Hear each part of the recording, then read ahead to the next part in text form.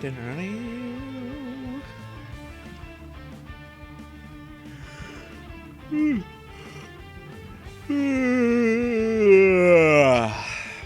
the stream started off with a giant yawn. Indeed. I noticed I upgraded my Mac here to Sierra, and they've changed the title bar style. Or at least the style that Sentinels applies to Sentinels is like a dark gray now instead. Really? Oh, yeah, look at that. I don't know that I ever even noticed that. I guess that might be the case on other Windows too, but most Windows I use have like Safari or Mail have like icons in there and they look the same. But I think it's Windows that don't have anything look different now. They have like a darker style. Yeah, I've been on Sierra for a couple months now. It's all right, I guess. Nothing, nothing crazy that I'm like, oh my god, I had to have this, but... Yeah, I tried using Siri a couple times, but... Yeah, I mean, more so than the new OS is my new laptop, which is awesome. I'm very excited to be in a 15-inch again. I think I kind of convinced myself I was going to be okay with a 13-inch, but that was a dirty, dirty lie that I've been living for the last however many years. What happens with Sentinels when you, on the touch bar, does it just show function keys, or...? That's a phenomenal question. I don't actually know that I have looked at the touch bar while playing Sentinels on that machine yet. I should do that. I think I've only played Sentinels on it. I played a couple games on it because I played one of our backer games on it, but I wasn't even looking at the touch bar. I've been mostly playing Civilization, which has nothing on the touch bar. Right. Yeah, I mean, we do use function keys, so for some of the hotkeys. Indeed. But we could hook into the API and show like a help icon or whatever undo icon instead of the function key. Mm-hmm. That'd be cool. For the millions and millions of people playing Sentinels on their new MacBook Pros. There are dozens of you. There are dozens. I apologize. I'm sitting in a weird position that's like making me yawn more. I don't know what's going on with that. Let me find a better position. Okay. I don't know if it was like pushing on my diaphragm in a funny way, or I don't know what was going on.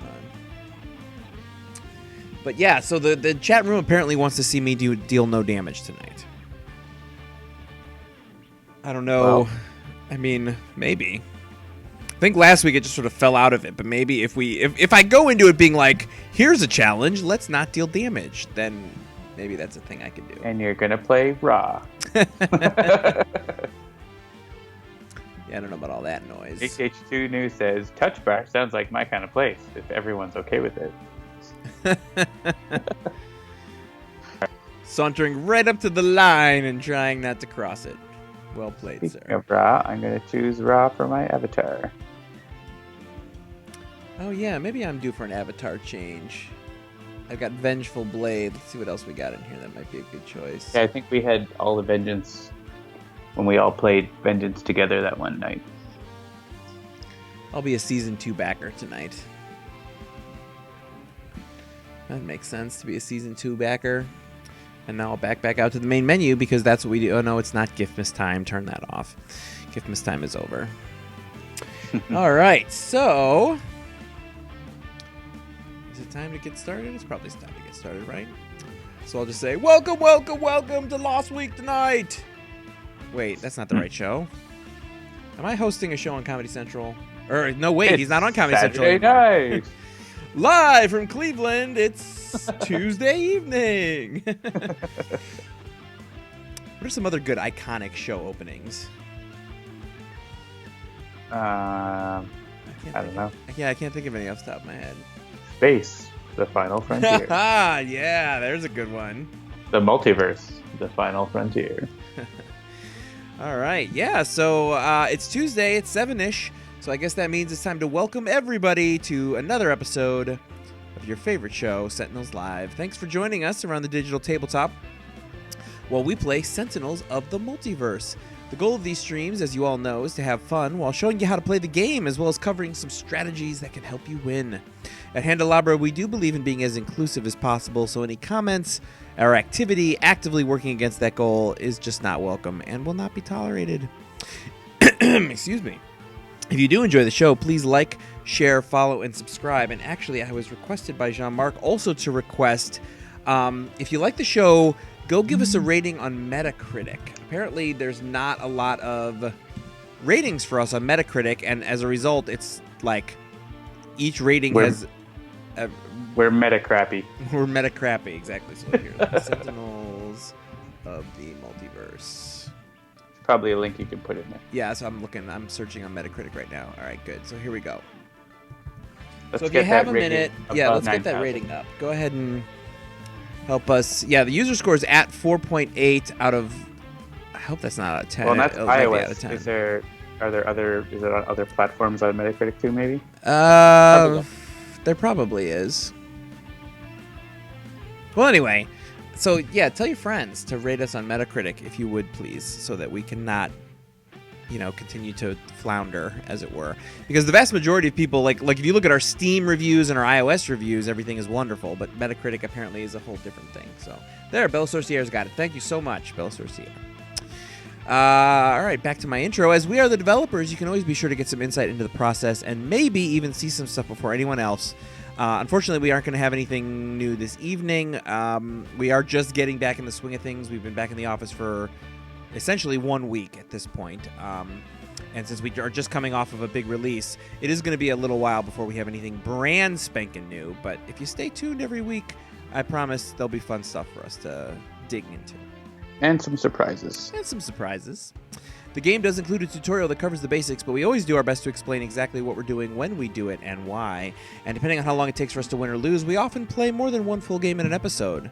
Did we ever play more than 3? This is something I was wondering about today. Like, I know we've played 2, obviously, and a couple times we've played 3. I don't know if we've ever played more than 3. Not that I know of. Yeah, not that I know. I mean, we've definitely played 3, like, I think we've played a game where there was a Wager Master game that ended right away. Or we played a couple Iron Legacies or something like that. But yeah, definitely. So anyway, irrespective of number of games, we usually play somewhere between an hour to 2 hours. Sentinels of the Multiverse is currently available on iOS, Android, as well as PC, Mac, and Linux via Steam, and always on good old analog cardboard and ink. And you can get more info about the game at sentinelsdigital.com. Is the surprise multiple uses of the word Dusty? And you guys have done 3 tops. Yes, thank you, Mullica Dude. I think that's right. I don't remember ever doing more than 3.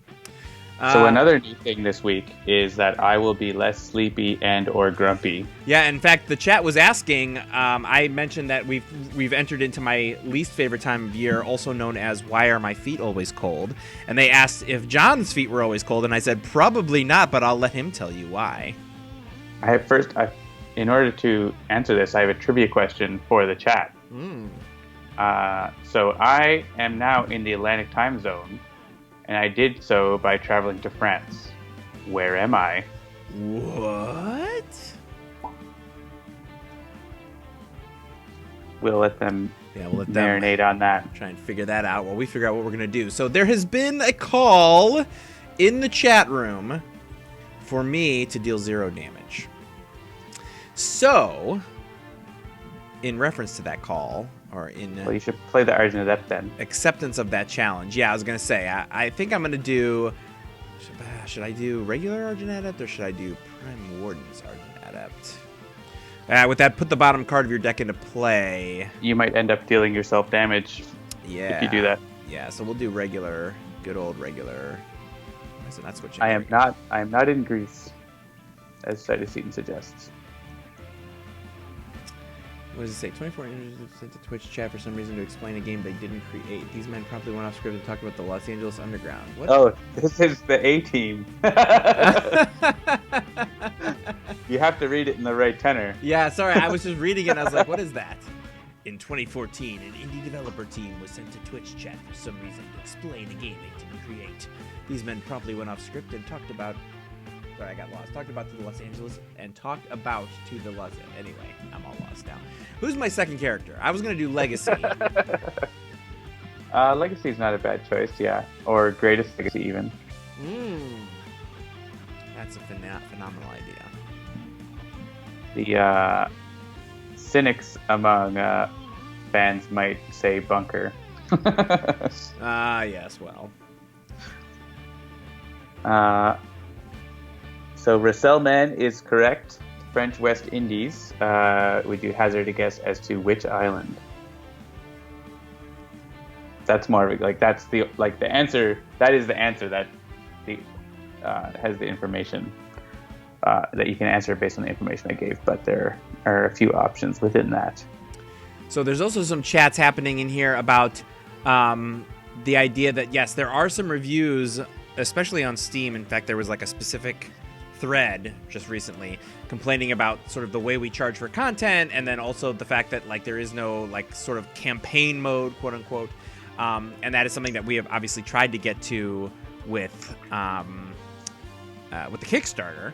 And as we did say during the Kickstarter, just because we did not reach that stretch goal, that does not mean that campaign mode is never going to happen. There are other ways that we might make that happen that we are looking into. So you'll just have to stay tuned on that one.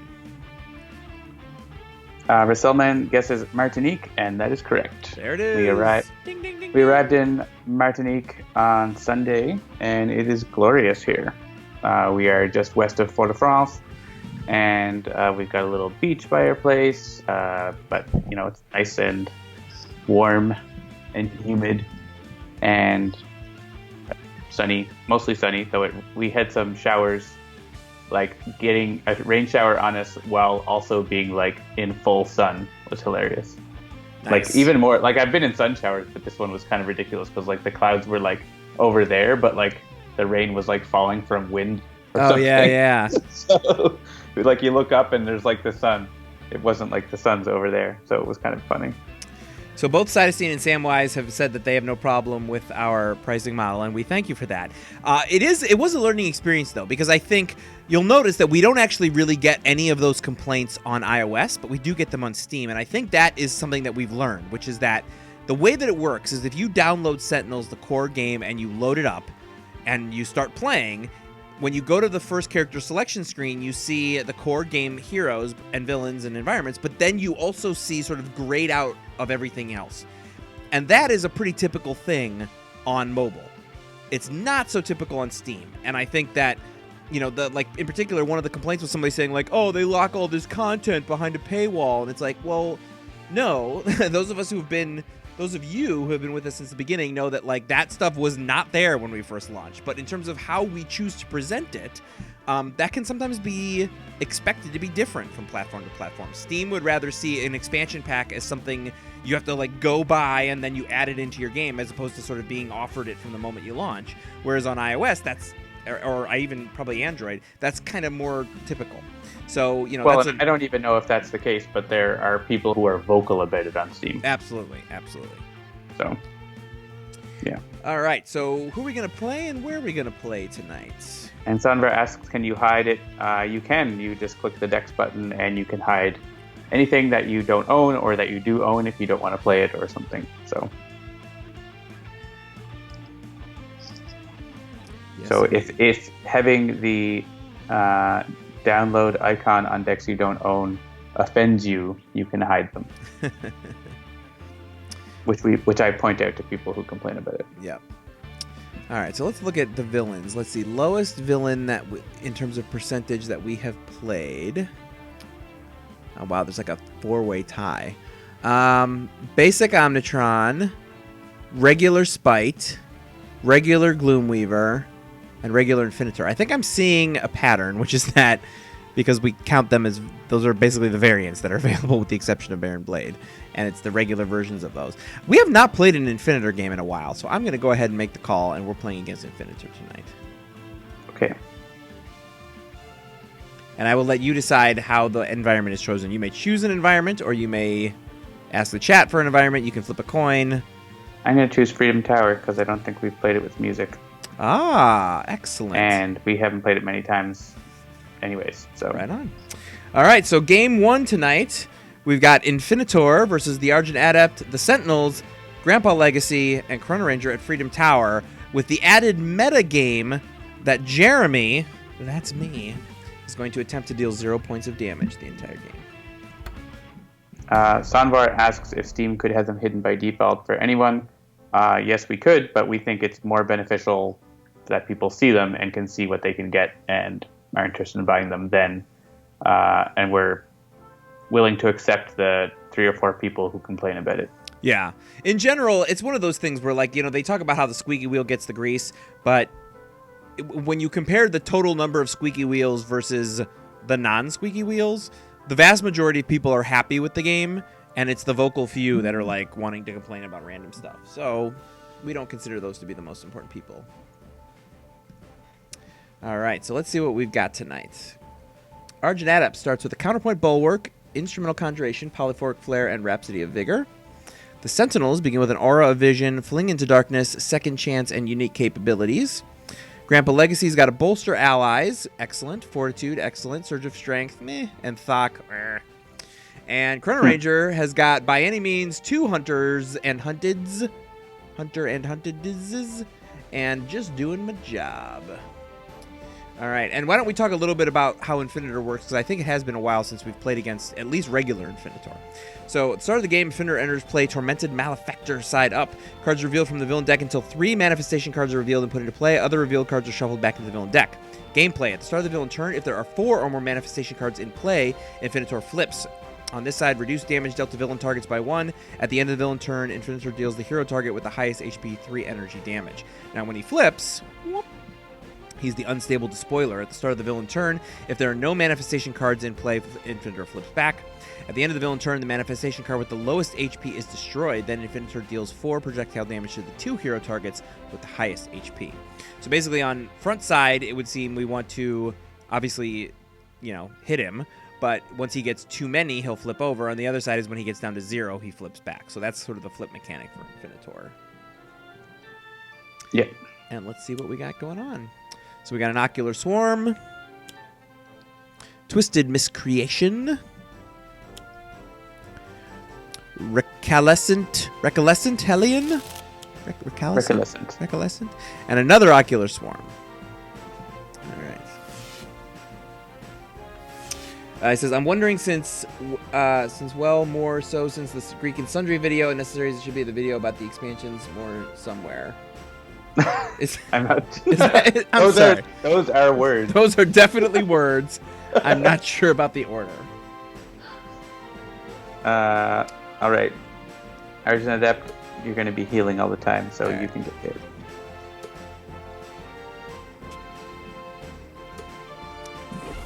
Yeah, Agent Panic said, Alien Shampoo says, have the complainers buy the analog version, see how much they'll spend compared to Handelabra's digital. Yes. We spent a lot of time trying to decide what is a fair price for a game like this. We actually did quite a bit of research about it, and I think we did all right, and frankly, sales would reflect that. So I'm not losing any sleep over it.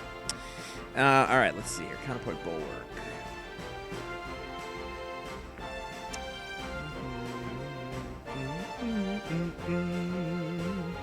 Yeah, I don't know that I need my Rhapsody of Vigor yet.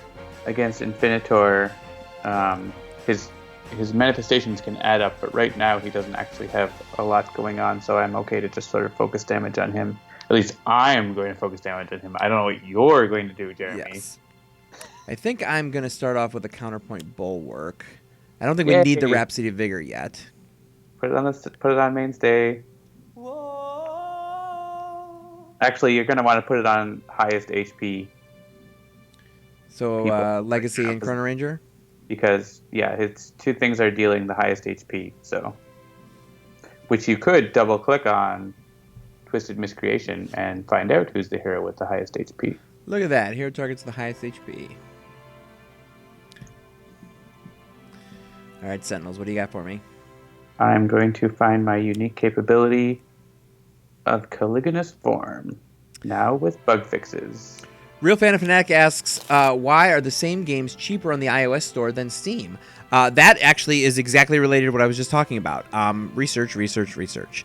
Part of the way that we sell our games has to do with A, how they are played, and B, how they are purchased and consumed. And the fact of the matter is that the same type of game will sell for a different amount of money in different places. People on Steam tend to get really serious about their games, and they sit down and play for a couple hours at a stretch, and the market will bear $9.99.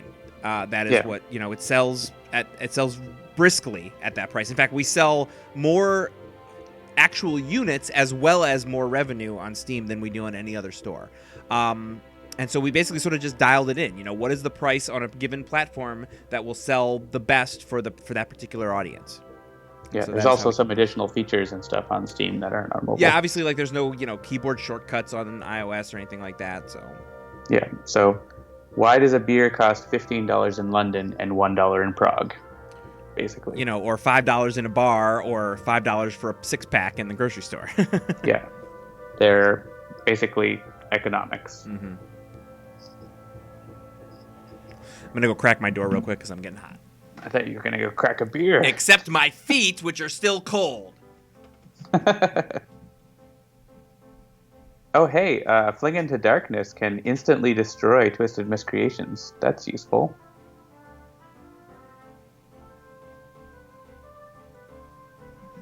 Okay, I'm back. I was just pointing out that Fling into Darkness is very handy against Twisted Miscreation. Aha, yes. But I was thinking, do I want to play... I think I'll play Blackout and Blackout Infinitor. Yeah, real I don't know if I actually want to destroy manifestations right now because of those 2 ocular swarms. Mm-hmm. So he says, I think that's fair. I just found it funny how universal it is with other games too. And that was what our research showed us, actually. Was like, there are games that are, $20 on Steam that is ported to iOS that functions essentially the same. Maybe not exactly the same, but essentially the same. And can we rewind? Oh, sorry. And they are, $4.99 on iOS.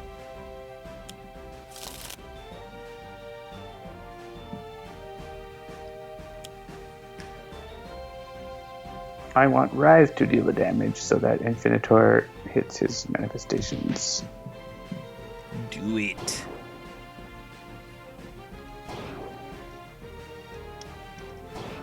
So I will say, despite the fact that we're not showing you guys anything in particular new, the last week since we got back has been filled with all sorts of fun meetings about what is coming in 2017.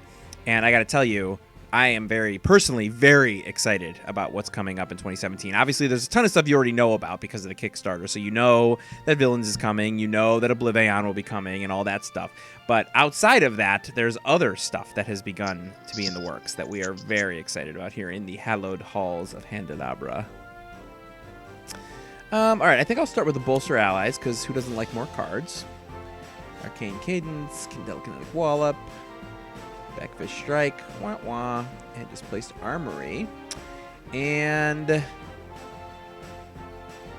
right, so what are the ones that are dealing damage that are hitting just Twisted Miscreation?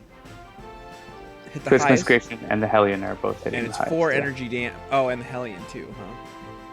Yeah, you could let Argent Adept use his power again. Reduce it again on those two. Once I find the card where Mainstay redirects damage to him, then we can have like Mainstay at -4 or something. Nice. Soaking all the damage.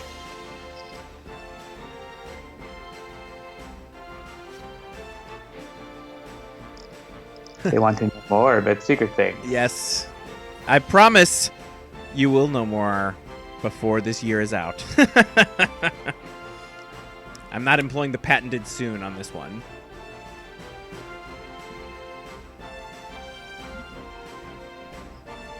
But yeah, we've been having lots of great conversations with Greater Than Games.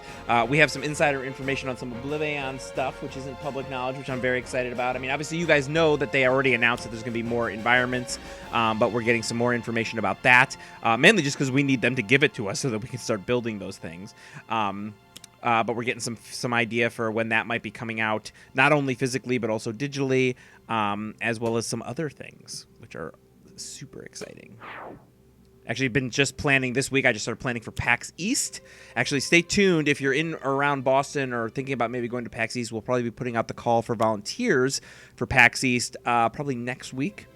That's when I was thinking about maybe getting that underway. Yay, counterpoint bulwark.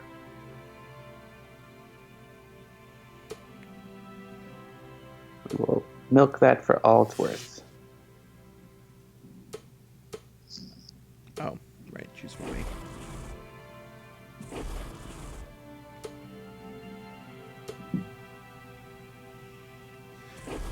We did have a conversation about music as well. Yep. Because there are 13 new songs to make for Villains of the Multiverse. Yeah, we're basically like, Jean-Marc is going to spend some time coding. Actually, I should probably mention this. We will have a new Handelabra starting next week. I'm sure he'll, at some point, show his face on the stream, and we'll get you guys all to know who he is. But we just went through a hiring phase at the end of last year, so we have a new person. That brings our total to 6. Which is very exciting. When a couple of people actually noticed that when we were signing up for GDC this year, the options are how big are your company? 1 to 5, and then 6 to 10. And everyone was all excited. It's like, oh, look at us. We're in the next bracket up. So that's very exciting. All right, we're going to Arcane Cadence. All right, let's see. Silver Shadow, 2 Inspiring Supertonics, Lacquer Subdominant, and Instrumental Conjuration. Play a card or a company use a power if you do destroy this card. All right, let's see. In hand. Their name does not begin with J. It doesn't. Sadly. No, it doesn't. We did have one person apply who had a J name. Yeah. But unfortunately, they did not. They were not chosen. All right, I'm going to keep this Silver Shadow.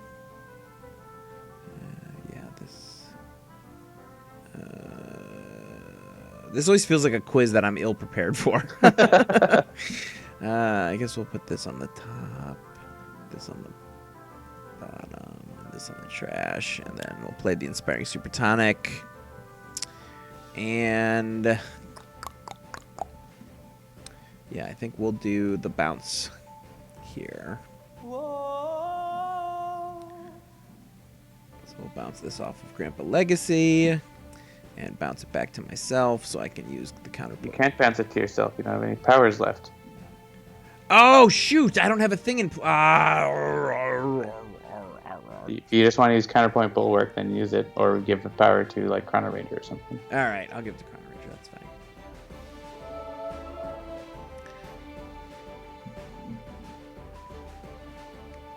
I guess the Idealist would have been better. That's okay. If we lose by 1 damage, we'll know that was the moment.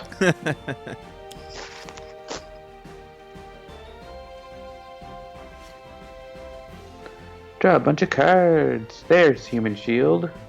So basically, I can put this up, and then we can counterpoint bulwark, and Mainstay can just soak all the damage. So I'm going to do that.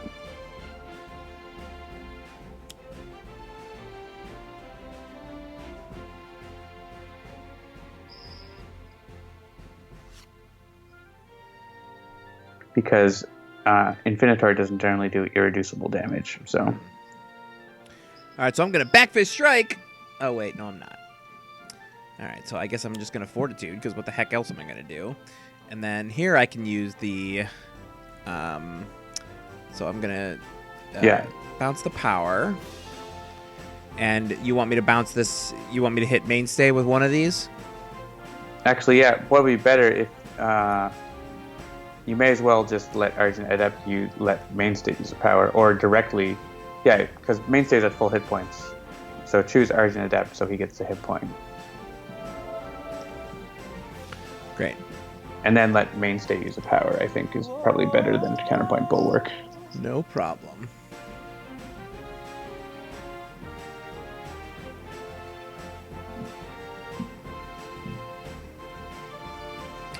So Epicu asks, I know Jean-Marc is hard at work at making the hero themes, but are there plans to eventually add those into the multiverse, like the villain and environment themes? I believe so, yes. We haven't actually worked out exactly what we're going to do with those hero themes aside from release them on the album. So there isn't anything like official, but I can't think of a really good reason why they wouldn't be in the multiverse once they're all done. Well, maybe not all, but once the season 1 ones are done. Yeah, we've only got season 1s on the stretch goal, so. I'm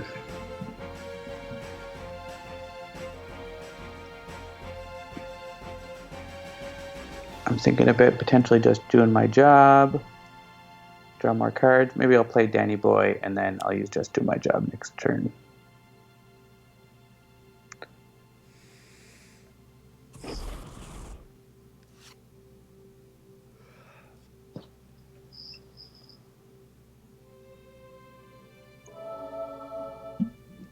How many manifestations is it that he needs to flip? I mean, on this side, he needs to get back to 0. He gets to 0 and he flips. Right. Okay.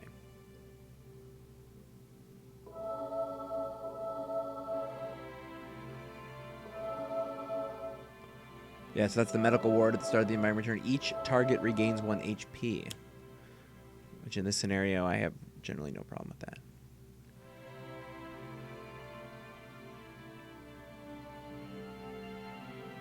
All right, yeah, an Ironclad maintenance bay. Let's pop that open. What is that guy doing? That is...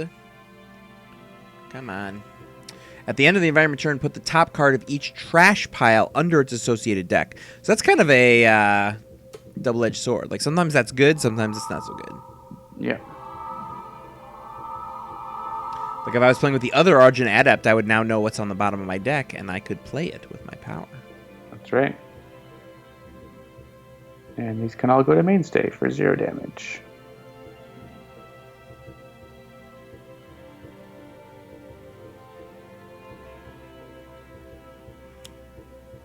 Crushing Cage. Ugh. Oof. Yeah, that can go to mainstay, I guess.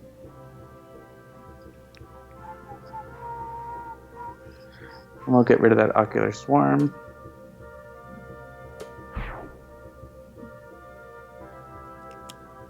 May as well have another Crushing Cage.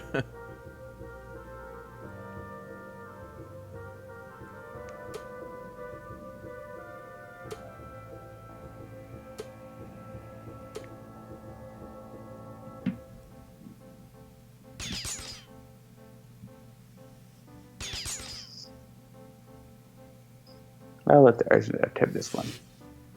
Wah, wah.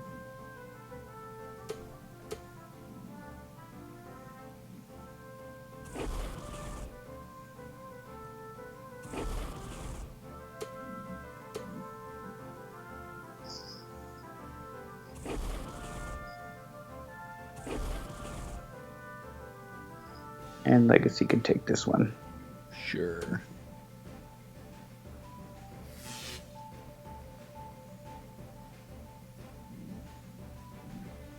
Lambent Reaper. So you can get a instrument now.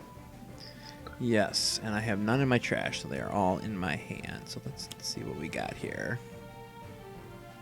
So I obviously have Harmony and a Rhythm out. Could do the Harp to use someone use a power and then heal a little bit. Yeah, the Harp would be good because then you could bounce Legacy back. Then you could perform the counterpoint. I'm trying to look. What's the company on this? One player may draw 1 card now. Yeah, I think the Harp is where it's at. And the Schizo Frost and Flame. Alright, so let's do the Harp. And we'll bounce this off of Legacy. And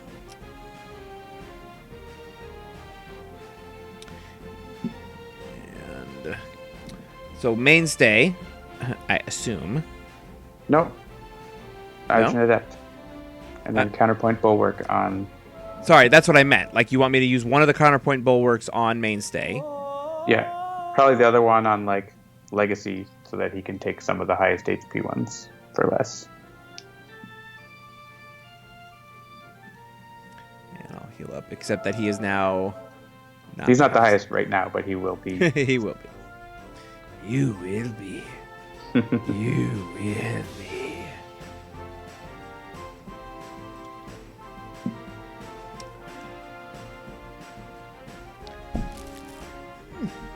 So I hope everyone out there is watching the Fast Cast. I'm back in 2016. I'm sorry, I'm back in 2017. The first video of the year was the 2016 year in review, so I was getting a little confused there. But I've actually already pre-recorded like 4 or 5 more, so I've got plenty coming.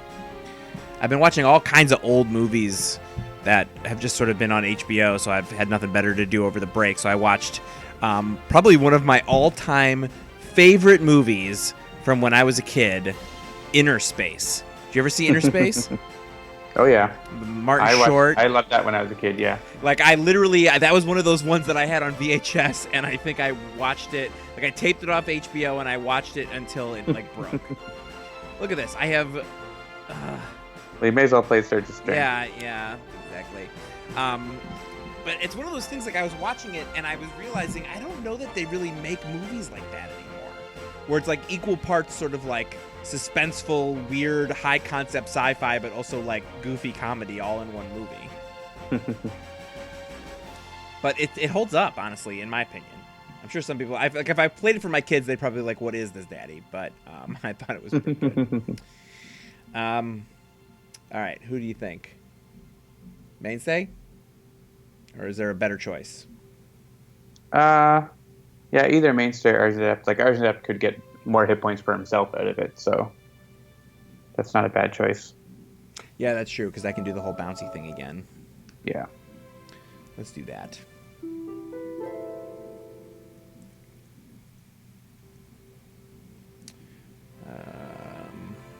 Yeah, like maybe choose the Argent Adept, and then use Counterpoint, and then because the other rest of the Sentinels don't really need to get the damage reduction, so. Right.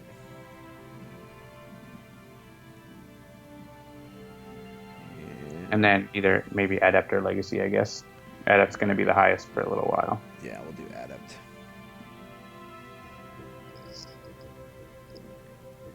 And more healing. Jengaro says that movie makes no sense. What are you talking about? It makes perfect sense. A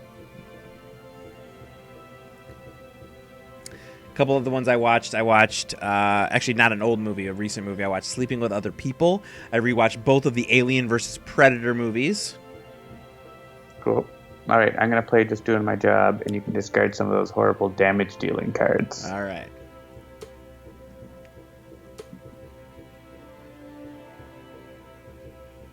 Like Polyphoric Flare or Scherzo of Frost and Flame, you're never going to play those cards. Yeah. And the Sentinels actually don't want to discard a card for this because I'm discarding for that other ability.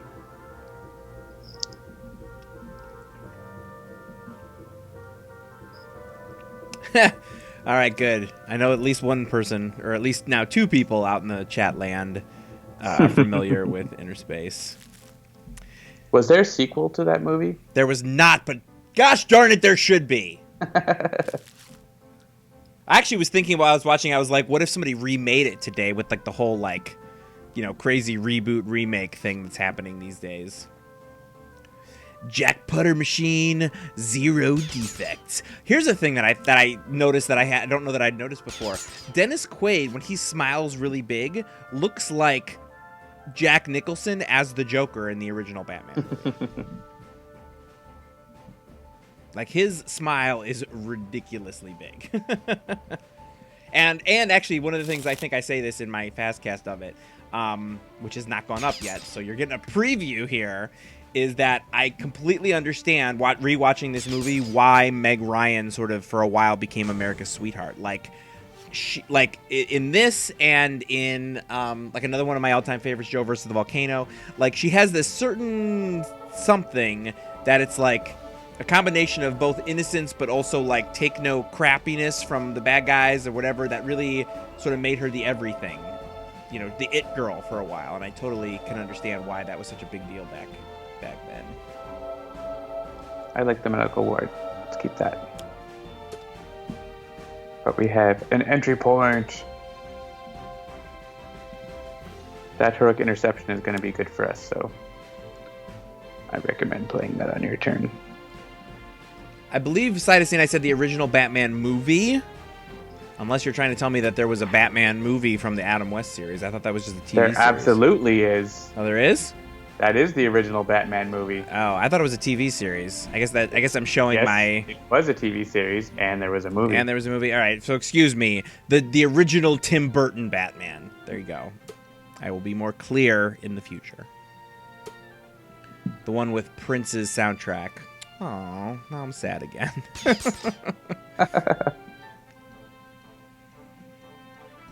How much damage is this going to be? Mainstay has -3, so it's going to be 2 damage. The chat is now berating me. Yes, I have been told. Philistine. That's where the bat repellent shark spray comes from. Is from the movie, and the bomb. Like a lot of the famous scenes of the old show are from the movie. In fact.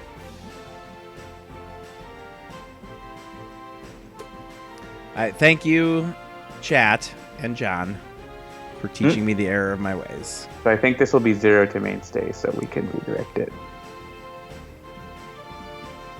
Oh, 1. Okay. He's getting pretty low. Yeah. That's fine, and I have reduction, so...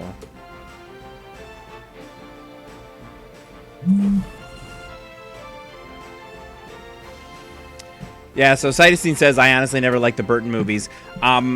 While I am absolutely 100% completely aware of how campy... Like, it started with the Burton movies, which I didn't dislike. I like the first one. I don't know that... I'm kind of indifferent on the second one.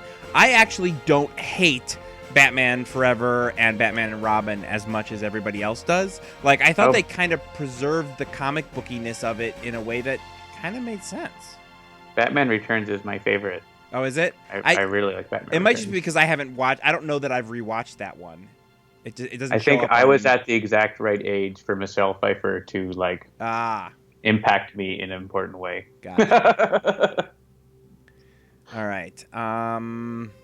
But, like, Batman Forever was, like... I mean, I liked the Riddler, but, like, that was about it. And then Batman and Robin was just wrong and awful. I mean, you got to have a certain amount of respect for Tommy Lee Jones just completely going for it as Two-Face, in my opinion. Maybe I'm in the minority, but... Well, I mean, yeah, like, that's why I feel Batman Forever wasn't terrible, but, like, Batman and Robin was terrible. That's the Mr. Freeze one, right? Yeah. Poison Ivy? And George Clooney. George Clooney, yeah. Oops. And it was just awful. Yeah. It's completely awful. Yeah, I don't know. I kind of had a thing for Uma Thurman, so that might have been clouding my vision on that one.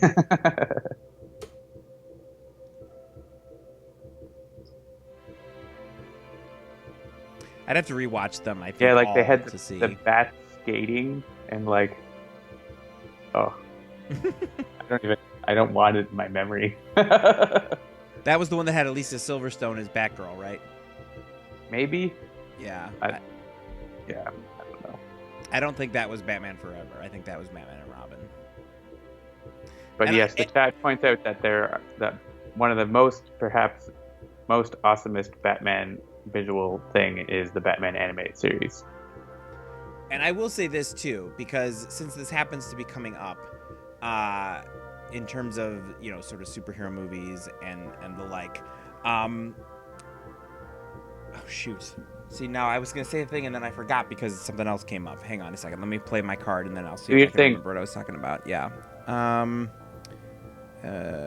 This is fine. What was I going to say about superhero movies?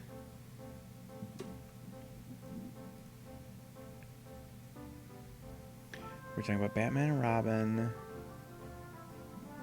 Well, whatever it was an unpopular opinion, and I was going to take my lumps for it, but now I can't remember what it was. So hopefully it'll come back to me at some point. Okay, so I'm assuming I'm going to bounce this off of Legacy, but where is it going to go from there is the question. You can send it back and do the counterpoint the whole work again. Okay, I can do that. But I would actually, since we know that Actually, we don't really need the counterpoint bulwark because I assume you're going to play Heroic Interception. Actually, if you're going to play Heroic Interception, then give the minus damage. It actually doesn't even matter if you use counterpoint bulwark. I cannot play Heroic Interception, John. Why not? Because when this card enters play, Legacy deals himself 3 melee damage. Okay, what if you have enough damage reduction that you do 0 damage? Oh. Can we get a ruling from the chat? Does that count as damage? If I try to deal the damage but fail? 0 damage is not damage, that's for sure. And also, you won't take damage because it'll get redirected to Mainstay, and he's immune to damage. There won't be any damage. I promise you. Well, I don't know if it's a question of whether I actually have dealt the damage or if I intend, or if I, use the action of dealing damage. You like, to play get a card that would deal damage? Right, that's what I'm saying. Like, if we did this, if this was like going for the achievement of like one without playing a card, if you tried to play a card but then that card didn't enter play for some reason, like that would still be counted as trying to play a card. That's a bad example. What's the one I'm thinking of? Totally wouldn't be.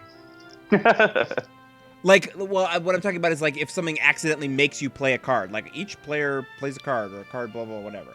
Anyway, all right, select a hero to regain HP and use power. Some people allow it, some people don't. It's up to you.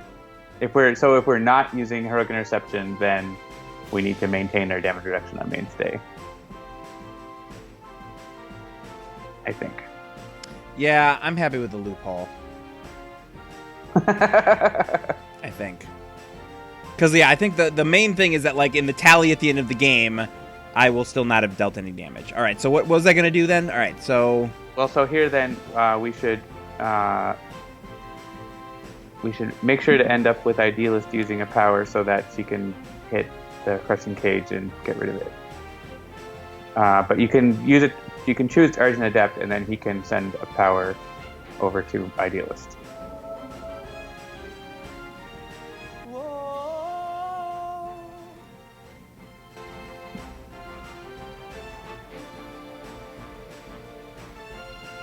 Because that Crushing Cage will kill itself. I'm still stuck on what I was going to say about the Batman movies.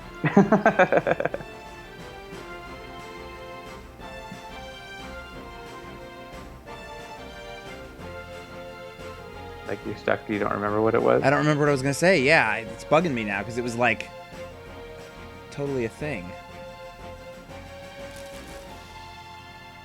Oh, Mystery Men. Actually, that was one I watched last week after everybody in the chat was talking about it, so I went home and watched Mystery Men. So I'll have a fast cast about Mystery Men pretty soon as well. Mainstay down to 1 hit point. Oh, I thought I had my unique capabilities, but it's on top of my deck.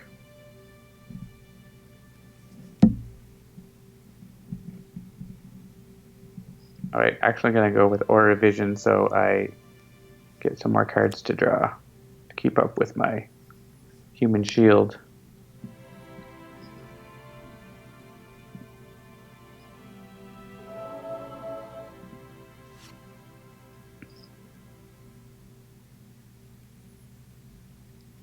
What were we talking about? Like, I also like the Christopher Nolan Batman films. Yeah, they're all right. Like, I like them when I watch them, but like I don't. It's not one that I'm flipping through my Blu-ray collection and I'm like, oh, you know what? I think I'm gonna watch that again. I want to watch The Matrix again after we were talking about it with Christopher and Adam today. Yeah, it's funny. After that conversation, when it came time for Blu-ray, I rebought the first Matrix and I left 2 and 3 on the table. I like the sequels. I don't dislike them. Like, I don't like, honestly. Especially if you watch the Animatrix, like the appropriate Animatrix bits in between. Oh, like, okay. Tells a pretty complete story. Yeah, I love the Animatrix, and I don't hate 2 and 3, but I definitely like. The first Matrix was an absolute masterpiece at the time. Like, sure, it was a complete, like, what? And so I bought that one on Blu-ray because I really wanted to see it in crazy high definition. So yeah, well, I ended up getting the whole like giant Matrix box set. Nice. And it has tons of extra stuff, and I really enjoyed it. So I watched like every piece of content on that. Yeah, I mean, at the very least, what they did in terms of pioneering the way that movies are made across all 3 of them was amazing. Yeah. And I will say this, I'm super excited because my daughter, let's figure out who I'm going to do this power to. Remind me that I want to tell a story about my daughter in movies, if I forget. All right. I think basically here, now that basically we're all immune to damage until Legacy's turn. So I would bounce this to Argent Adept so he can heal and have Chrono-Ranger deal more damage. And Chrono-Ranger is just going to wreck Infinitor now. I like it.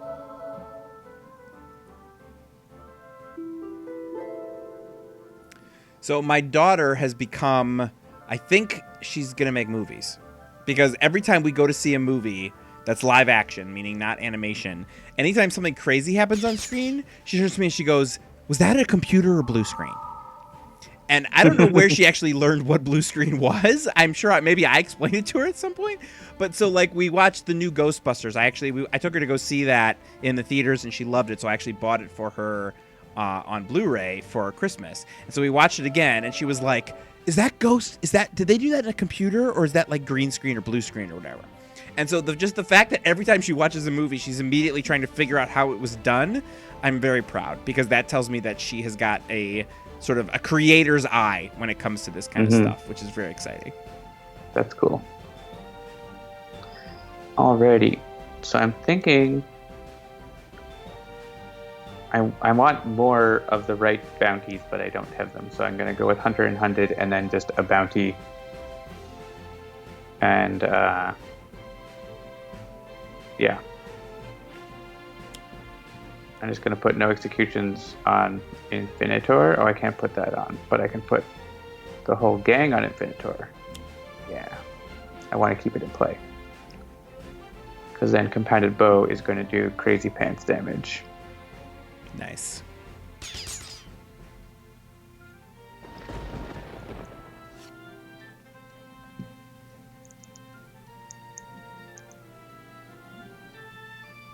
Yeah, I never ended up playing the Enter the Matrix video game or the MMO. Was I completely not paying attention? How did he flip? He flipped because he got too many manifestations. Like he flipped on the second turn. See, that's why. Okay, that's how I got confused. Because I asked that question when I thought he was on his front side, and I opened it up and I was like, wait a minute. Oh, he has to get the 0 on this side. Oh, I'm confused. He flipped it. Okay, so I was like literally backwards through more than half of this game. That's what happens when I'm spending more time talking about like Batman movies than I am paying attention to the game that we're playing. All right, here we're all going to be immune to damage.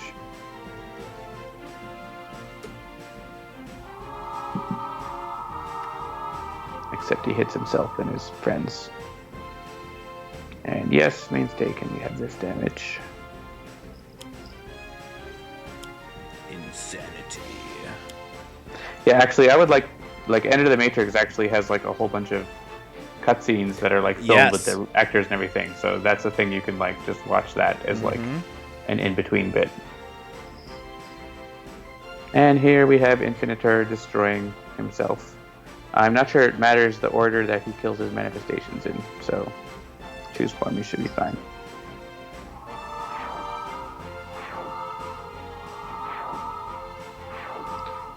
Here on Sentinels Live, we abuse the game to win. Well, Jeremy deals no damage. Technically. Oh, Argent Adept gets a crushing cage. And Infinitor is just freaking out over and over again. Because that's what he does. He's crazy. Yes, get rid of the crushing cage.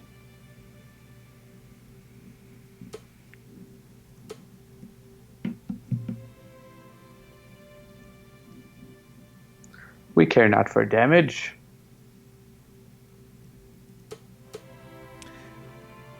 To quote another Steam review, man, this game is just so boring. You just pick the best card to play, and then... It's obvious. It's obvious. All right. So let's see here. So this is another scenario. So since I'm still technically immune to damage, I could Polyphoric Flare, but I wouldn't take damage, so therefore I would not get to use a power. So that would be stupid. Yeah. All right, let's see here. Silver Shadow. Activate in a company, either draw a card or play... Wait, sorry. Draw a card or play a card. Yeah. You could give a draw to yourself or the Sentinels. Do you have something Or you want to do Legacy. as the Sentinels? I already have unique capabilities, so I'm pretty good to play. Legacy could draw a card maybe to get something to do. Yeah, because, I mean, I could play Motivational Charge, but I can't use it. Unless I used it to hit... No, You could use because it. my thing is going to expire at the beginning of my turn, so that wouldn't work either. Yeah. You probably would be able to target Mainstay. That's true. All right, so let's do this. We'll let Legacy draw a card. Yeah! Yeah, I'll just... Perfect. I was hoping you would draw another one. And just give... Yeah, let Legacy give Chrono-Ranger a power.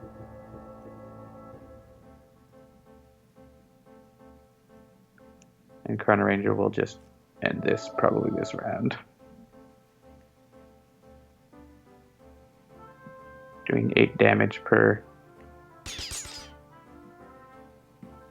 We should be able to mod this game so everyone is guys. Then you can just play the best card ever all the time. Someone who is totally not guys. Alright, and the Argent Adept is going to be at full hit points.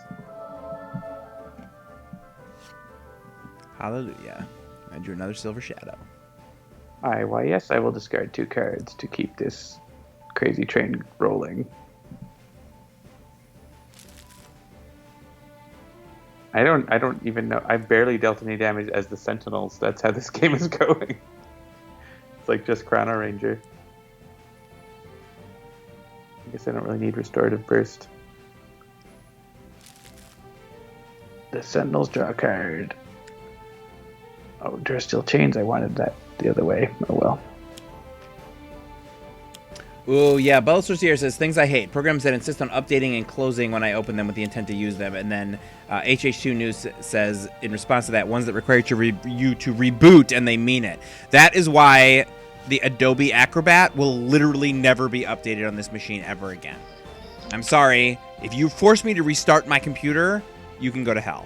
It's not 2003 anymore. If you're not an OS update, I don't want to hear about it. All right. What do I want to do? Bunch Apps of damage. That make me restart. Make me furious. I guess I don't actually need to reduce damage to Mainstay because we're going to keep our Heroic Interception train rolling. Mm-hmm. So I think Dark Delusions it is. I remembered! Here's what I was going to say. It was only tangentially related to Batman, which is why I think I lost it. I really, really, really, really dislike this whole, let's name our sequel something interesting and not just put a number in it. Put a number in it. Okay? It should be Batman 1, Batman 2, Batman 3, and Batman 4. Not Forever and Batman and Robin and Returns. I have no idea what order to watch those movies in. And it's the same thing now with Star Trek. Is Beyond after Into Darkness? Do you go Beyond after you go into Darkness? Or do you go into Darkness after you've gone Beyond? I have no idea. That drives me absolutely nuts. Because it's happening with more and more things. And it's one thing if it's like, oh, this was the first movie, and now it's the second one, and so we're going to name it something funky. But once you get into number 3s, start putting numbers in it, people. That's all I have to say about that. All right, Jeremy. So you feel these movies are breaking a storied tradition. Do you know the first movie sequel? The first movie sequel ever? Yep. And when it came out? I don't know, like the 30s or 40s sometime? Nope. First movie sequel. It's not like Indiana Jones and the Temple of Doom, is it? No, like the first movie sequel that was, like, had a number. Oh, the first movie sequel that had a number.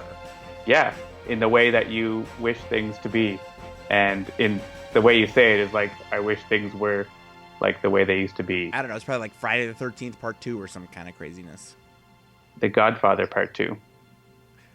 Which is like 1980. You're right. Why would anyone want to be like the Godfather series? No, but like, it's not like this is the way movies have always been, is what I'm saying, right? Like, it's... At no point did I say that this is the way the movies have always been. What I said is it frustrates me that this is the way movies are. That's the tone of your outburst. Does anybody want to go catch Star Trek 13 this weekend? That's what I want people to say to me. It makes sense from a marketing perspective. I'm not saying, as someone who does some of the marketing for Handelabra, I get it. I understand that marketing is a thing. Who should use this power?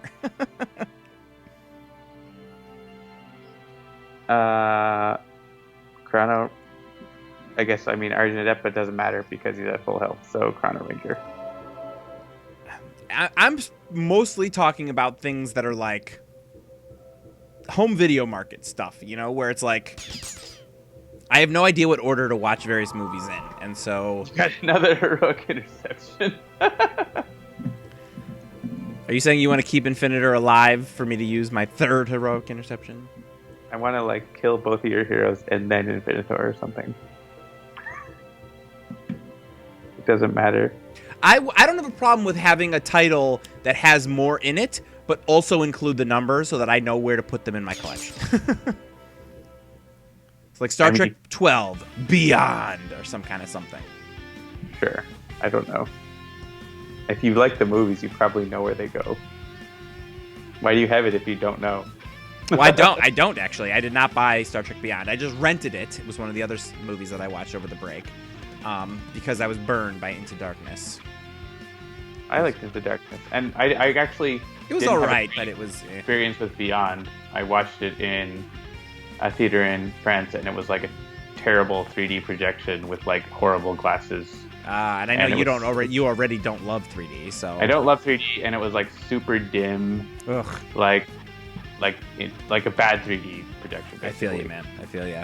And it was I would rather, it was painful, and awkward to watch the entire time. And I was I want to like this movie, but this is souring me on it. So I'm not going to be able to see it in the theater now, but I'll watch it again when it comes on Netflix or whatever. Yeah, I rented it from iTunes, and I thought it was better than Into Darkness for sure.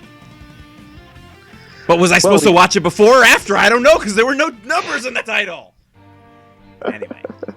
All right, random. Actually, I'm really looking forward to a new Star Trek TV show finally coming out. That's any day now. I don't even know when that's coming. Soon. 2017. Give me my Star Trek. I'm just going to keep hitting randomize until I just get sick of it. Let's see. What's the chat saying? Land Before Time, part 2548.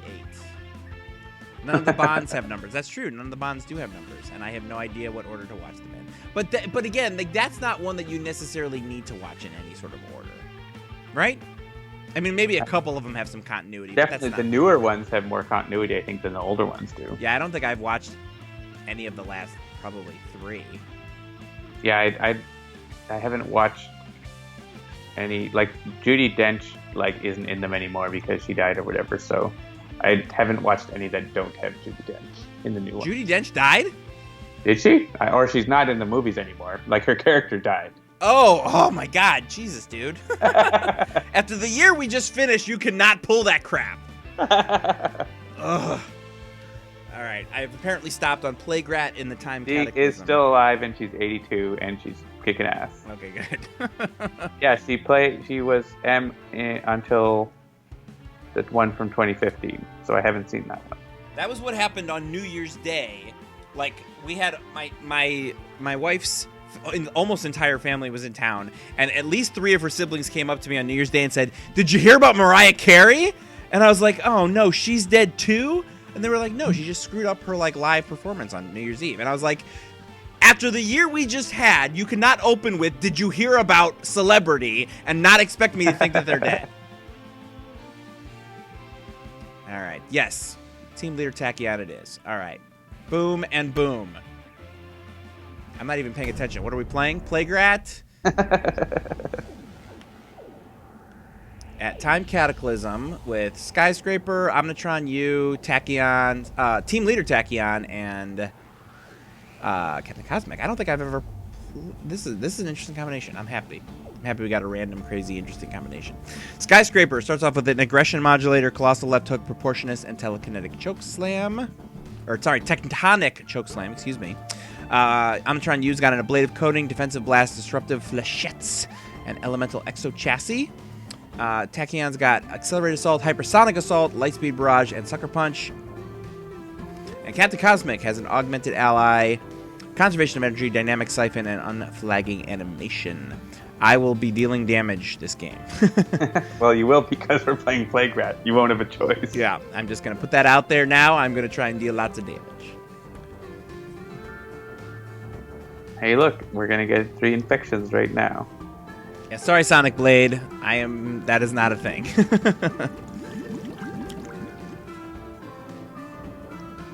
All right, who's not going to be infected? I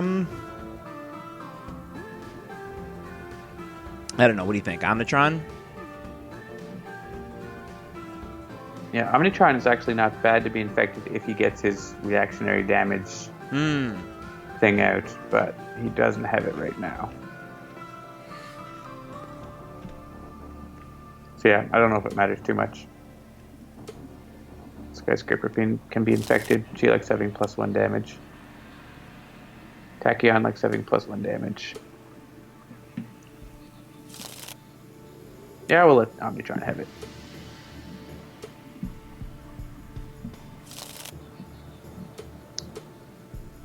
Irreducible.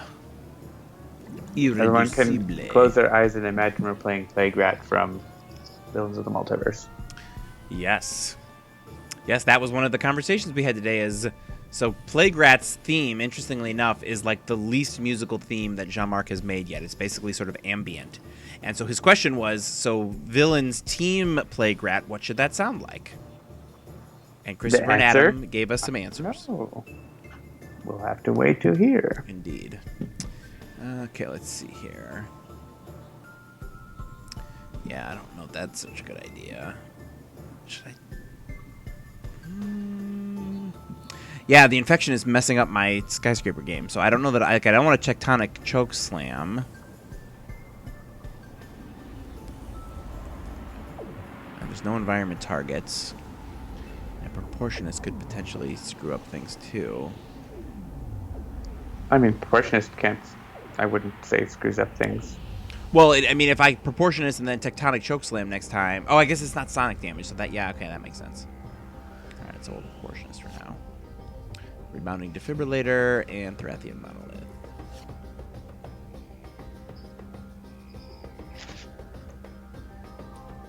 Wait, so Villain Plague Rat doesn't sound like Ghostbusters.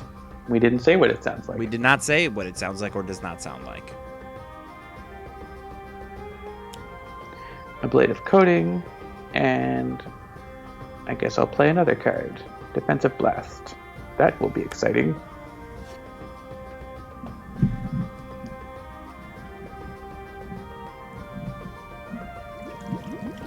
I will say, speaking of Ghostbusters, I don't know how many of you guys saw the new Ghostbusters movie, but if you can actively choose to be like, this is a new thing, it's not, pooping all over my childhood or whatever, and watch it, I thought it was a fun movie. I think it's great. My daughter thought so too. I know that there are some split opinions about that movie, but I thought it was pretty funny. Like, again, actually, interestingly enough, kind of like what I was talking about Inner Space, which is that, like, it was a movie that is equal parts scary and actiony and comedy. And I thought, we don't really do a lot of movies like that anymore.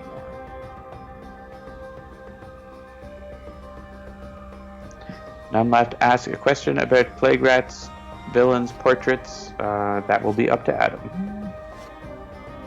Adam draws those for us. Hey, cards!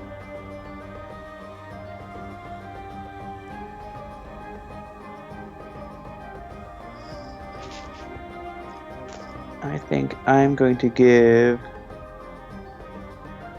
perhaps a dynamic siphon to someone.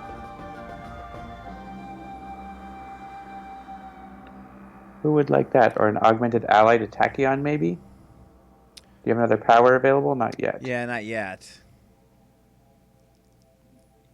Yeah, I mean, a dynamic siphon on either of my ladies would be fine with me. I was thinking on Omnitron, Because he can use Defensive Blast and his other thing and do some crazy business. So,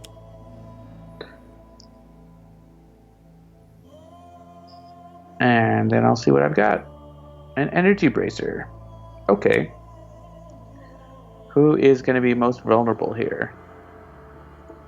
Probably Omnitron-U, I guess, as well. Yeah. So.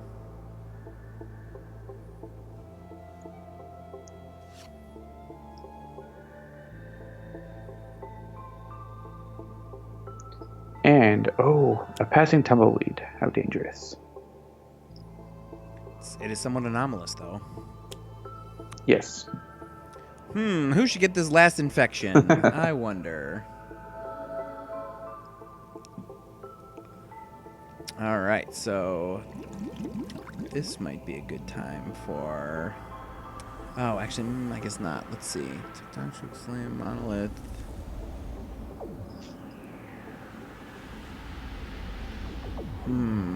Catch a Ride, pretty good too. Yeah. Just looking at that one.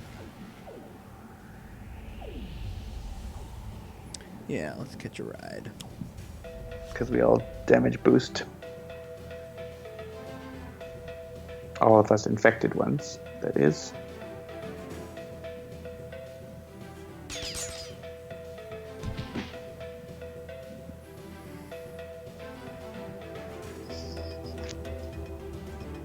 Oh, draw a card. What did I draw? Oh, I drew the rest on cover, I think. Okay. Let's see here. Put an aggression modulator on that tumbleweed. Yeah. Then you have it for blowing up later.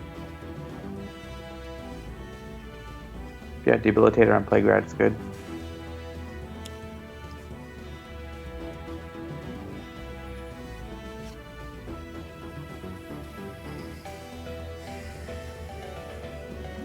Stop hitting yourself.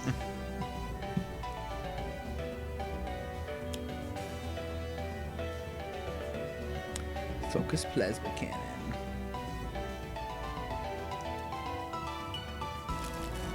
Sonbar says he thinks the new Ghostbusters was okay. Some of the jokes seemed like they were forced.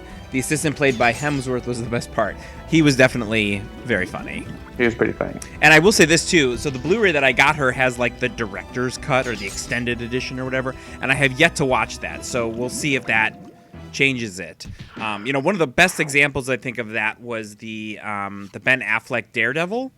The director's cut on the Blu-ray or the DVD was like an order of magnitude better than the theatrical version. I actually really like the extended editions of the Hobbit movies. They add a lot more character moments. Yeah, I've never actually watched the Hobbit movies, so if I did, I think I'd probably watch the extended versions. Because obviously the extended versions of the Lord of the Rings movies are the canonical versions as far as I'm concerned. All right, let's see. Has she been hit by... No, just by herself. And let's see. What do I have in my trash? How many burst cards, I wonder? Yeah, I agree with HH2 News that Kate McKinnon was the best. Oh my god, she was terrific. She was so great. Definitely, she was definitely sort of channeling somewhat the spirit of Egon, but in a slightly more, I don't even want to say self-aware, but I think that she played the part of Egon on the team in a way that was entirely her own, which I think is great. Like, if she just tried to be Egon again but female, that would have been dumb. And I think what she did was not that at all, and it was so good. Well, yeah, they're all like their own characters. Yeah. So I really like that.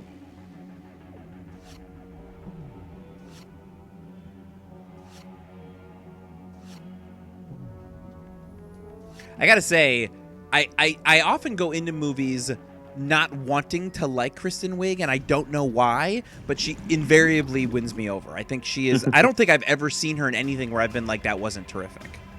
I'm trying to think if there's anything I can think of off the top of my head. She's great.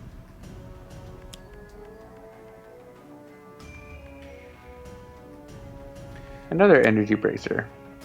Yeah, so Bella Sorciere, the solution to that, at least the way that I do it, is I split the movies across 2 nights, because at least on the DVDs, and I'm pretty sure on the Blu-rays, they are split across 2 discs. So, like, you basically spend 6 nights, a whole week, watching The Lord of the Rings. So you watch one Blu-ray one night, then it's the next the Lord of the one Rings miniseries. Exactly right. Exactly right. Hey, reduce HP recovery by 2. That will keep Plague Rat from healing. Yes, her Or hair was please it. totally Egon's hair from the animated series. That is exactly right. Like the real Ghostbusters. I watched that growing up. Oof, it was great. All right, so choose for me. We can decide who doesn't get hit here. I think probably we want Captain Cosmic to not get hit, so I would vote for him first. He's the only one. I'd rather him than Skyscraper.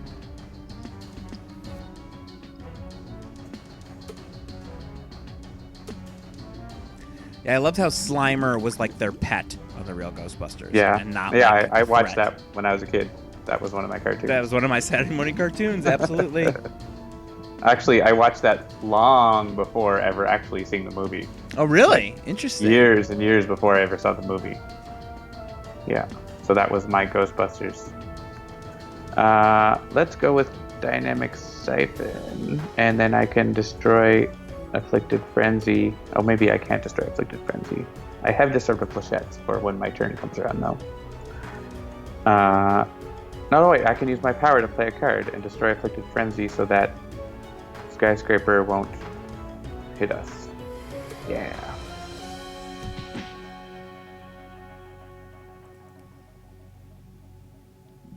And we also have our Plague Rat powers now. Flipped over.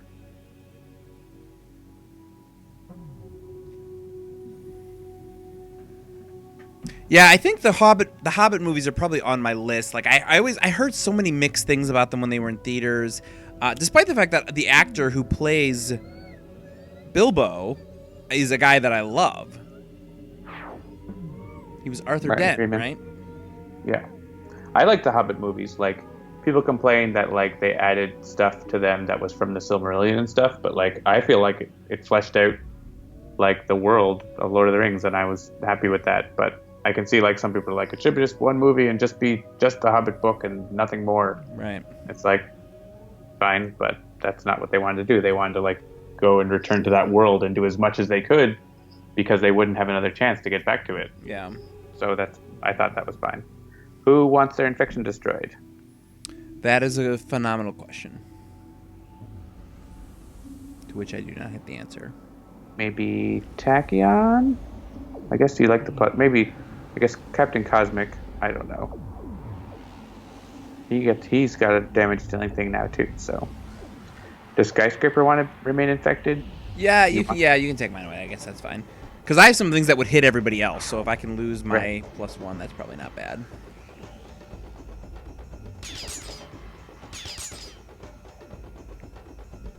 And I think the order won't matter here now.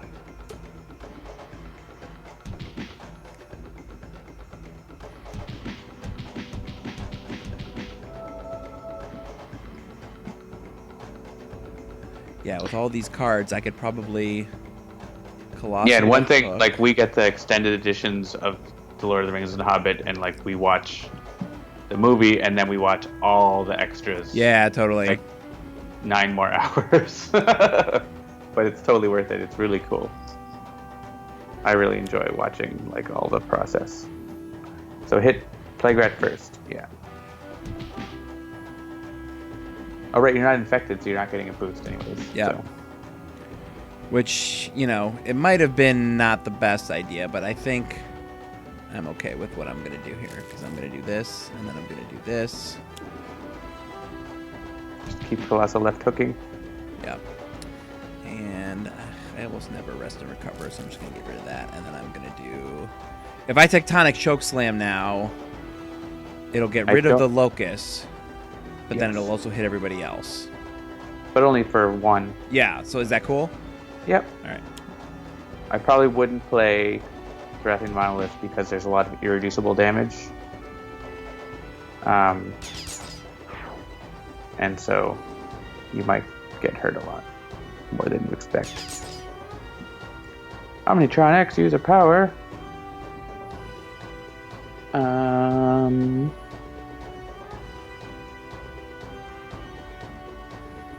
guess I can defensive blast. I don't have +1s anymore, but I have lots of plating cards kicking around.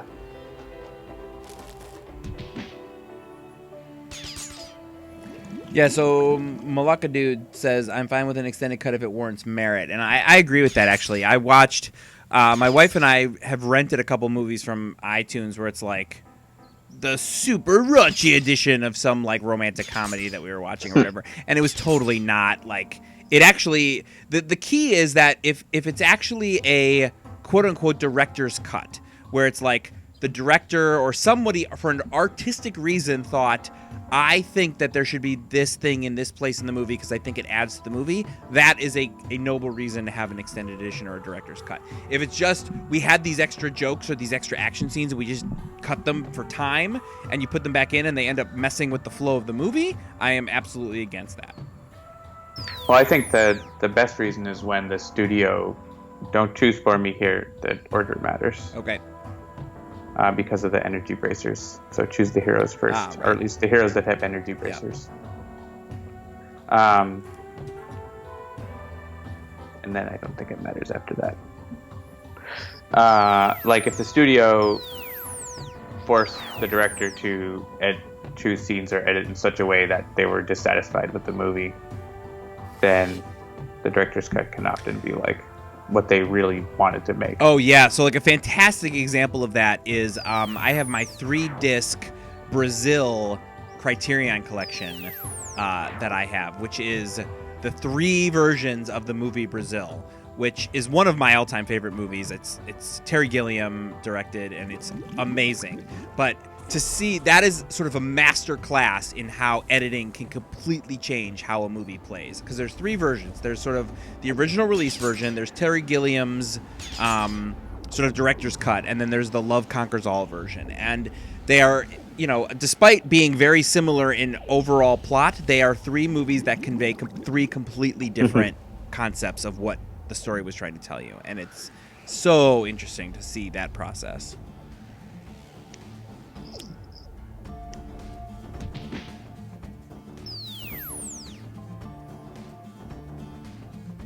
Oh, wait. Oh. What? I was on autopilot, so I didn't realize that I had extra powers. But I don't know that I would have used either one of them. Who has extra powers? I do, because I'm infected. Oh, right. Yeah, I don't normally use the Plague Rat powers unless, like, I have some way to, like, cheat my way out of the bad effect. Yeah. Like, I can't deal damage, so I can destroy an infection card for free, or that sort of thing. Or like the Scholar, and abuse Plague Rat things.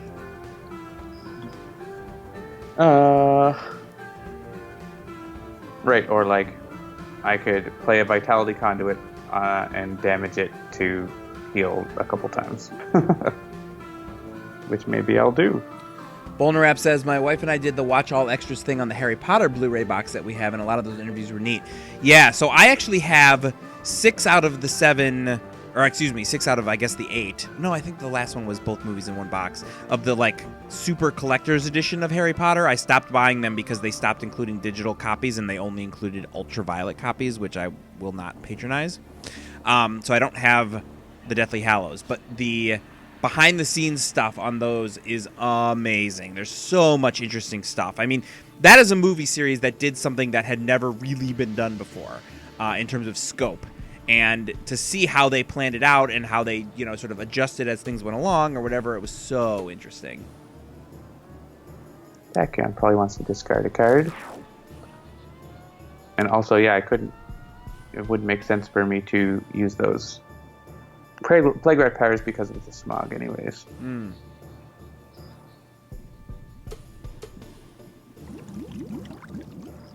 Yeah, Blade Runner is one where the cuts make a big difference too. Yeah, I have like the ultimate thing that has like the work print cut and you know. I want to get the ultimate one that comes in the like special case and everything. It's not the one in the special case. It's in a regular Blu-ray case, but there's like 17 Blu-rays in it. So right. I've watched the work print cut. And it's definitely interesting, again, from the point of view of, like, someone who's interested in filmmaking, it is super interesting to watch that sort of, just to see the process, honestly. Ugh. Vitality Conduit is the target with the lowest HP, so it's hitting all of us instead. Ah. Yay, plating. Real Fan Fanatic asks, what is Ultraviolet in this context? Ultraviolet was, I want to say it was Warner Brothers who pioneered it, and it was like, they were like, iTunes is getting all of these streaming sales and all of these digital sales, and we think that is too consumer friendly, so we're going to create our own separate one that is completely different and screw everybody. Yeah, it's actually not one movie studio, it's a few. It's a few, but Warner was one of the main ones, and because that's how I discovered it, was because I bought some kind of something that was like, it's the Ultimate Edition, it's got a Blu-ray and a DVD and a digital copy, and I went to try and redeem the digital copy, and they're like, oh yeah, the digital copy is actually, I think it was actually Harold and Kumar's 3D Christmas. And I tried to redeem it, and it was like, no, sorry, this doesn't work. And so I called them, and I was like, hey, this isn't working on iTunes. They're like, oh, yeah, it's not iTunes, it's only Ultraviolet. And I'm like, no, you don't understand. It says digital copy on it, and that means iTunes. And they're like, well, no, it actually doesn't. It also can be any kind of digital copy. And I'm like, okay, you're an idiot. I'm never buying from you again. Play a card. Yeah, I'm looking. Yeah, this is fine.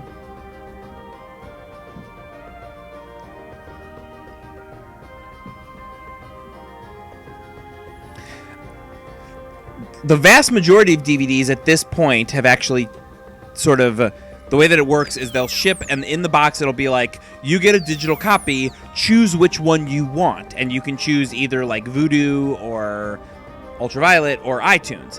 But the Warner Brothers specific, those movies are the ones that have, you can only redeem it on Ultraviolet, so we hate you. Yeah, well, as Cytosine points out, there are other people who don't want to be shackled to iTunes just the way you don't want to be shackled to Ultraviolet. Right, so give me choices. That's all I'm saying. In the true capitalist spirit, give me all the different options and let me pick one. And let the best choice in the market win. I feel like we might want an innervation ray.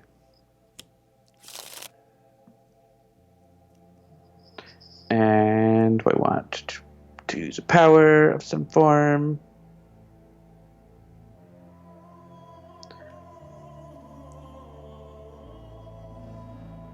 I guess it's 3 damage for Rocket Punch versus Defensive Blast, so they're the same. So I'm going to just go ahead and Rocket Punch.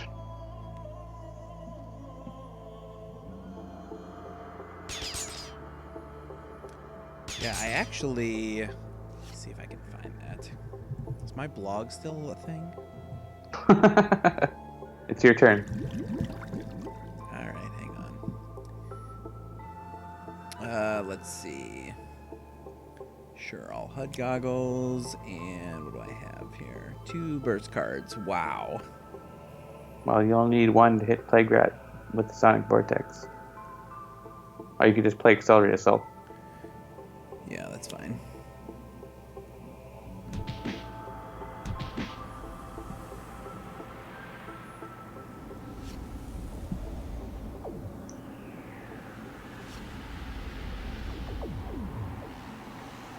That is what a weakness of this variant of Tachyon is. She doesn't get cards into her trash as quickly. All right, so here, I'm going to post the most recent thing that I complained about Ultraviolet here. This was, wow, March 14th, 2014. Jeez, that's a long time ago. But from there, I linked to the other 2 rants that I go on about Ultraviolet. So if you're interested in my thoughts on Ultraviolet, there you go. I honestly, it's been so long that I almost don't even remember what I wrote in those articles or those blog posts, but I don't like Ultraviolet. I'm going to play an augmented ally to help Tachyon out, assuming she survives. Another augmented ally. Well, you probably don't need 2. But Omnitron could probably use 1.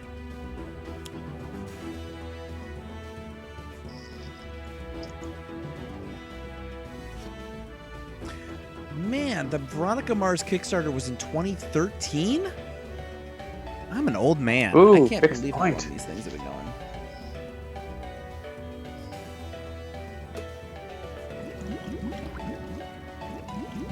All cards other than fixed point are indestructible. Nice.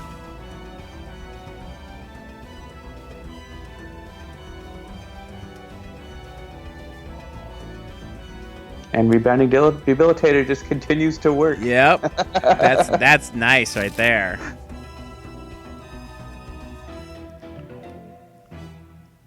But he does get to damage us with his end of turn damage.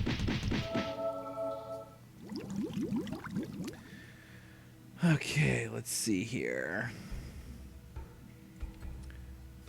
Alright, I can left hook him.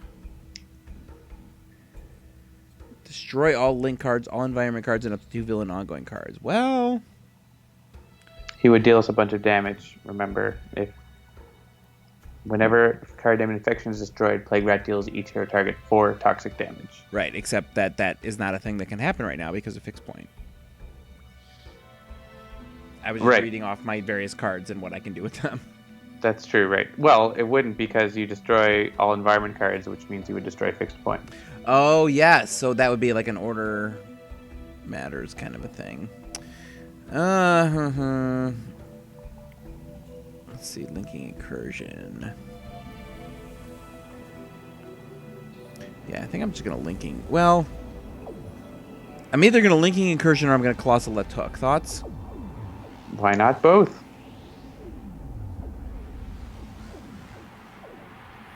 That is a good point. All right, let's do that. I would probably discard Monolith because you're probably not going to use it. Yeah. Oh, come on. There we go. Too much irreducible.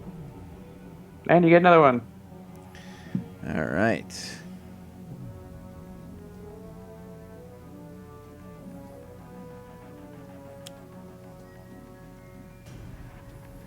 And what's the other one? Microassembler. Anybody interested in that? Either Omnitron or yourself.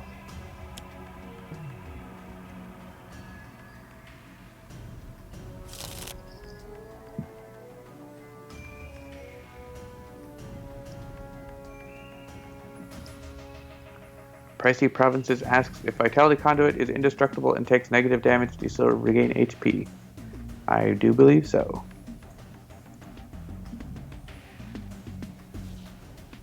Let's pile those links up on Plague Rat. Yeah, I was going to say, if I double stack this, only one triggers at each given time, right? Yep.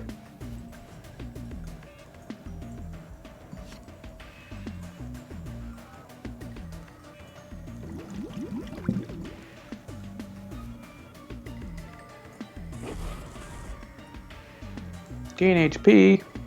It's amazing.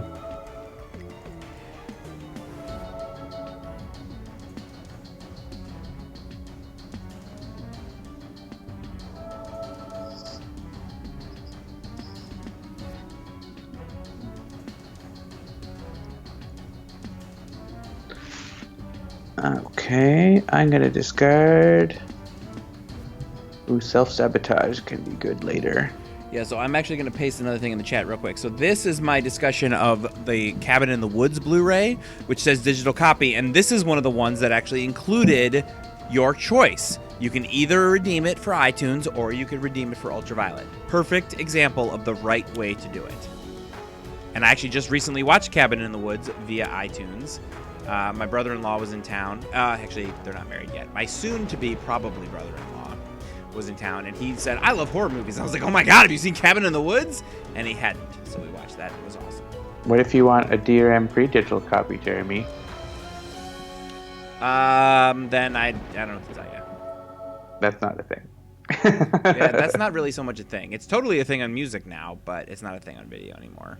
Or not anymore. It is not yet a thing on video. So I can't really play self-sabotage. Well, I can, but it won't do anything. Because it can't destroy anything. The people threw their wooden shoes known as sabots into the gears. Hence, sabotage. Sorry, someone mentioned their favorite thing is DS9, excepting perhaps Wrath of Khan, and that got me thinking of Star Trek-y things. Deep Space Nine is pretty great. It is.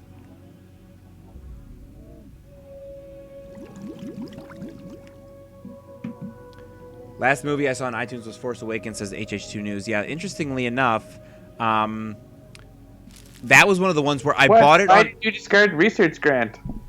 That is like the one card that you shouldn't have discarded. I'm not going to play it. Am I? What other power are you going to use during your power phase? Oh, because I have the Augmented Ally. All right, fine. That's why I gave you the Augmented Ally. Okay. So you can discard burst cards and play Research Grant.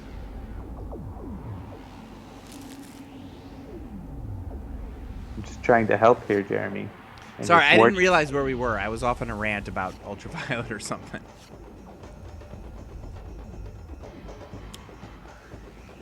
Yeah, we'll push the limits, because why wouldn't we? We'll fleet of foot, because why wouldn't we? And... you could play Sonic Vortex and hit the Vitality Conduit and Plague Rat. And make sure that Specimen dies.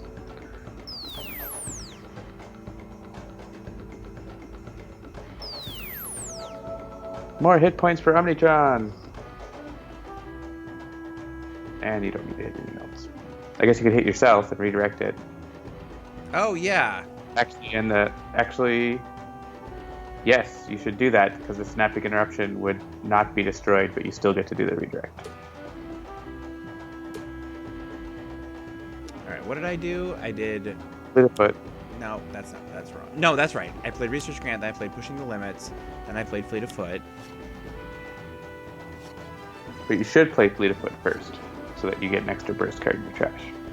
Yes. Those watching it. Anyway. And we know you're watching at home. And so you don't actually need to hit that thing.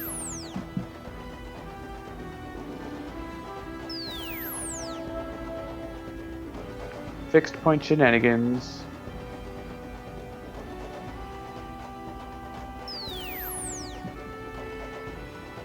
There we go. There, just like we intended.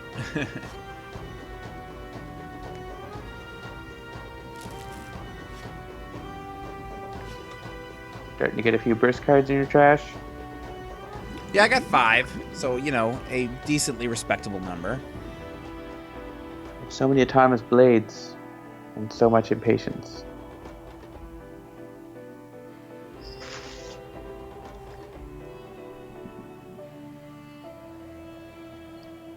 But I suppose I can get one out there.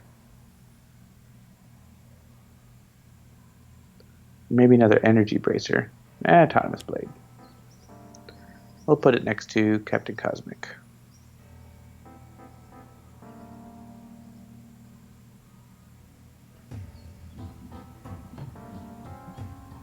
Because I expect to be dealing damage soon.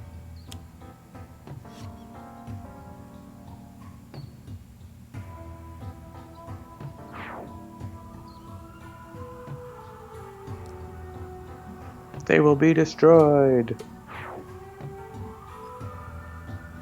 But first, I can put it back into play with Sustained Influence.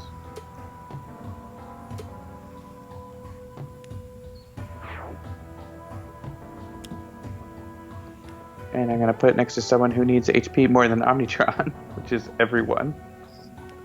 I think Captain Cosmic himself. Or Tachyon. What do you think? Pick it. Doesn't matter to me. Well, yeah, in situations like this, I usually pick Captain Cosmic because if Captain Cosmic goes down, then his constructs do too. Yeah, so. That makes sense. And then I'm going to hit Plague Rat, but I'm also going to hit Vitality Conduit. In other news, my weird neck right, back first issue the from Thomas last Blade. year that had gone away for the last month is back as of yesterday. So that's no fun. Yeah. Luckily, I still have a number of the drugs that they gave me 2 months ago, which have just been sitting in a drawer waiting for me to be in pain again, apparently. So I will be taking those. Hey, Filter Spy is helping us out. Because Omnitron-U is the highest HP. Alright, so here we should probably choose Tachyon first. enemies, it's -1. One time only deal.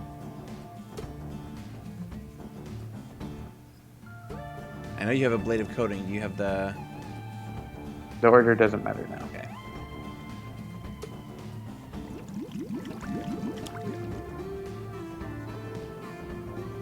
Sewer Fiend. That's fine. I think we will... I don't know if the order super matters. Probably not.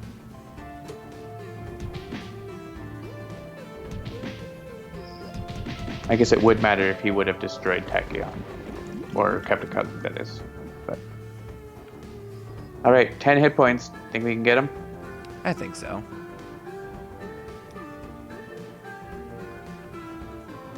I would guess Linking Incursion would be a good chance for some compulsion canisters. Yeah, do I want to get rid of... Oh, it's only directed by an environment. Yeah, I can make an incursion. I guess not. Oh well.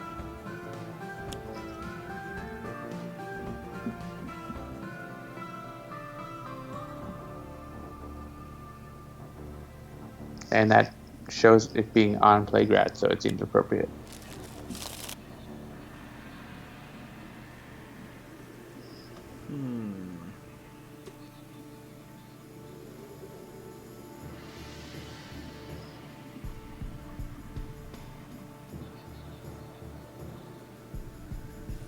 That aggression modulator could come back to your hand.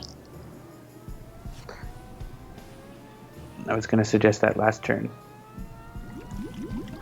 Alright, Omnitron. Deal a bunch of damage.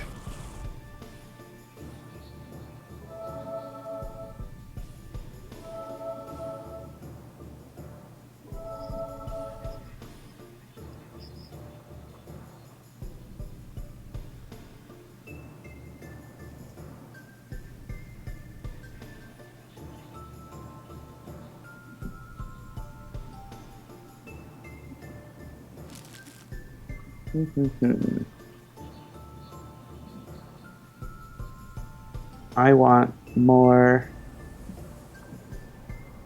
Yes. I don't think it actually matters what I do. I'm gonna kill Plague Rat. I support that decision.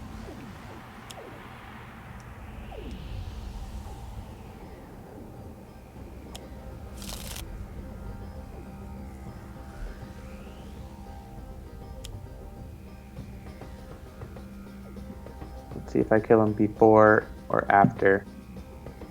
I guess it wouldn't be after. So I'm looking through some of these old blog posts about Ultraviolet, and I'm heartened to know that I am not actually more angry now than I used to be, because I was clearly still pretty angry back then. So in my December 28, 2012 post, I talk about how I got The Dark Knight Rises on Blu-ray, and how it has an Ultraviolet copy.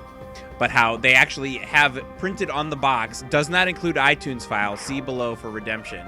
And so I point out how, like, people so hate Ultraviolet that they've been forced to print the name of the competing format on their thing because it pisses people off so much that they have to deal with it. So I said, here's my translation.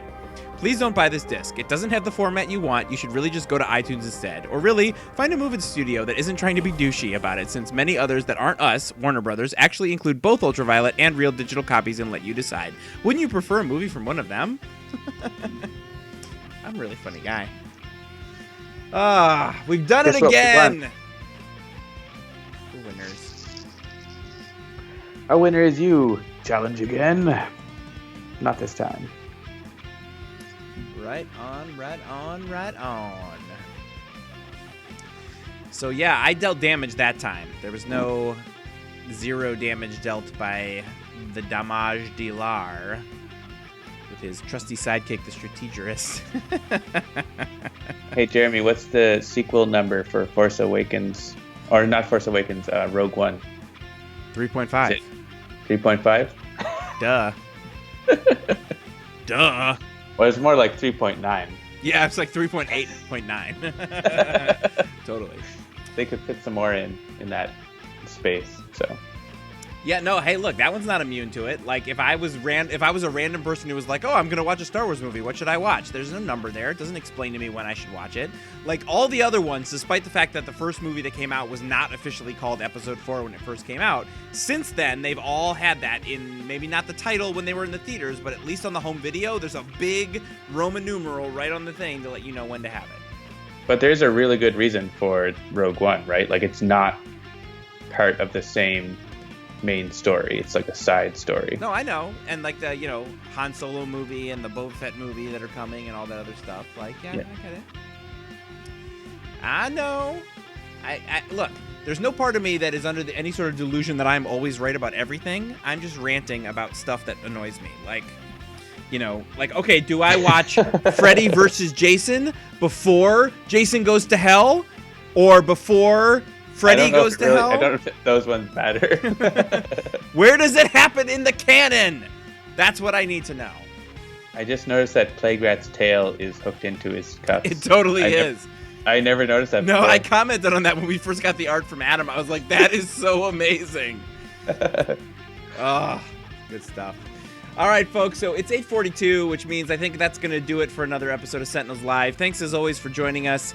Sentinels in the Multiverse is the only cooperative comic book card game that you should be playing. Thanks, as always, for joining us. We do this just about every Tuesday night at 7 p.m. Eastern. And if you do enjoy the show, please like, share, follow, and subscribe. And if you have a minute, head over to Metacritic, do a search for Sentinels of the Multiverse, and give us a rating. We would really appreciate it. That helps spread the word about, Sentinels to all those people who might not yet be converted. Sentinels is available on iOS, Android, and Steam, and always in good old analog cardboard and ink. And you can find more information about the game at sentinelsdigital.com.